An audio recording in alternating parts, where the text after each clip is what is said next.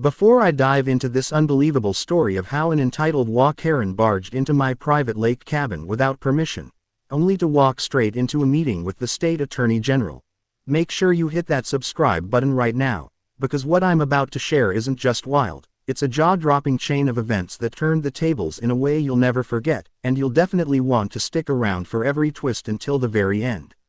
I had always known that my lake cabin would eventually draw unwanted attention, but I never imagined that the HOA in the nearby community, especially their self-proclaimed Queen Enforcer, Karen, would go so far as to try and claim authority over a property that wasn't even within their jurisdiction. And the crazy part is, I had been anticipating some sort of showdown for weeks because Karen had been slipping me those thinly veiled threats through letters left on my gate, emails I never signed up for, and even stopping me in town to remind me that everything around the lake falls under HOA rules whether you like it or not, which I knew was a blatant lie, and I had ignored her up until the day she crossed the line in the most spectacularly humiliating way possible.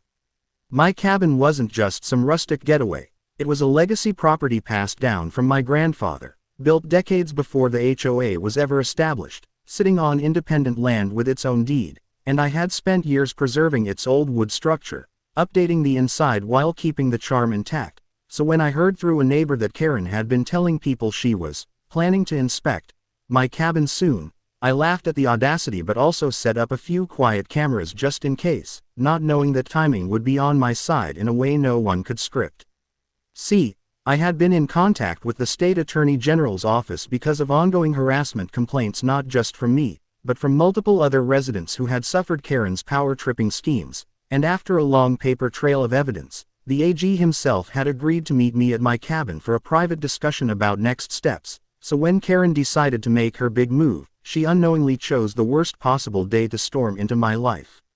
The morning was crisp, the lake reflecting golden sunlight as I brewed coffee inside, making sure everything was set for the meeting, and right on time, a black SUV pulled up discreetly, from which stepped the Attorney General, his assistant, and a quiet security detail who stayed outside to maintain privacy, and I remember shaking his hand and leading him inside, feeling this mix of relief and nervous anticipation because I knew this meeting could be the turning point in exposing Karen's abuse of power.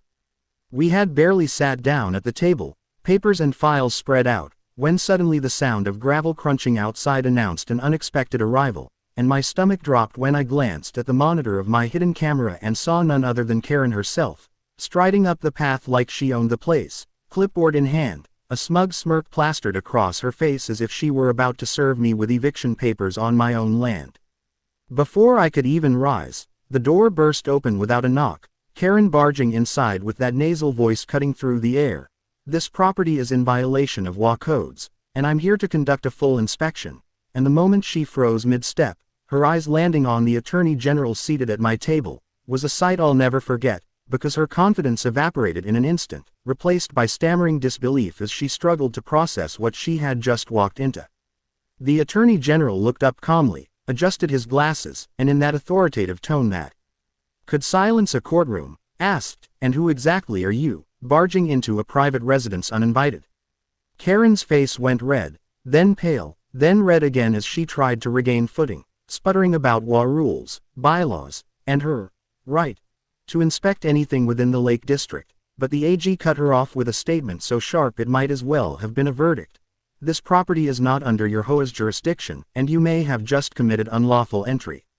The silence that followed was thick, broken only by Karen's nervous laugh as she claimed she was just checking in, but the AG wasn't buying it, and as his assistant took notes, he asked her point-blank whether she had the owner's permission to be inside, to which her fumbling non-answer sealed her fate.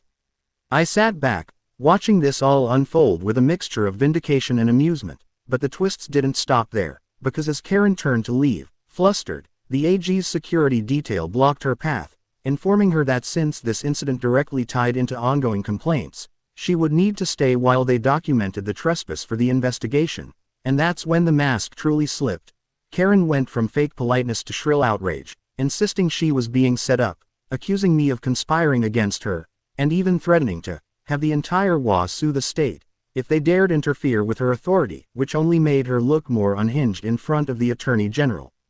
The real kicker came when the AG calmly revealed that her HOA was already under scrutiny for multiple unlawful practices, including fraudulent fines and misappropriation of funds, and that her little stunt today might just expedite legal action, and the look on her face when she realized she had walked straight into the very meeting discussing her downfall was priceless.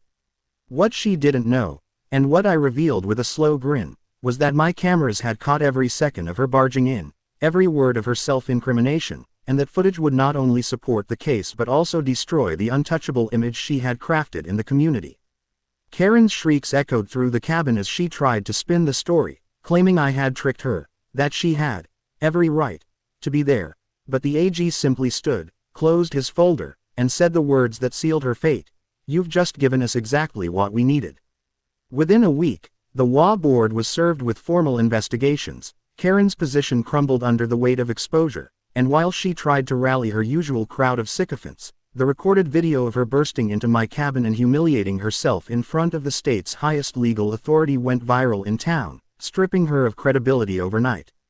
As for me, the cabin became not just a retreat but a symbol of standing up to entitled overreach, and the Attorney General himself even sent me a follow-up letter thanking me for my persistence in bringing the issue to light, reminding me that sometimes justice arrives in the most unexpected ways. And so the woman who once believed she ruled the lake ended up being the laughingstock of the community, all because she couldn't resist playing queen of an empire she never truly controlled. And I'll tell you this much: every time I sit on that porch now, sipping coffee while the sun glistens on the water, I can't help but smile at the memory of her face when she realized she had just trespassed into a meeting with the one man in the state who had the power to dismantle her kingdom brick by brick.